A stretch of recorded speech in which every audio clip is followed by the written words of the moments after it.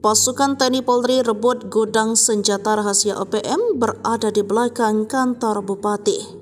Sungguh tak pernah diduga, ternyata OPM mendirikan barikas di belakang kantor Bupati Yahukimo, Papua. Bahkan di tempat ini pula OPM menyimpan senjata-senjata mereka saat berbaur dengan masyarakat. Namun akhirnya gudang senjata OPM itu terbongkar berkat pengakuan anggota KKB Papua yang ditangkap polisi. Dari gudang senjata OPM, pasukan TNI Polri mengamankan 5 pucuk senjata api dengan rakitan, 1 pucuk senjata api pendek rakitan, 4 butir amunisi, 3 butir amunisi kaliber 5,56 mm, 1 butir amunisi kaliber 7,62, 4 buah busur panah, 60 buah anak panah.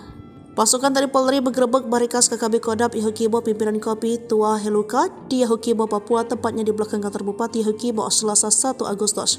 Dilansir dari Tribun.papua.com, Kepala Operasi Damai Kartens Kombes Faisal Ramdhani mengatakan markas itu milik KKB Papua, kelompok Kopi Tua Heluka di Yahukimo. Penyerbuan ke markas KKB itu berawal dari tertangkapnya seorang berinisial AS di Pasar Lama yang diduga merupakan salah satu pasukan dari KKB Papua pimpinan Kopi Tua Heluka. Dari hasil interogasi diketahui barikas KKB Yahukimo pimpinan Kopi Tua Heluka berada di belakang kantor Bupati Yahukimo. Pada saat penggerebekan itu terjadi kontak tembak antara petugas dengan KKB Papua.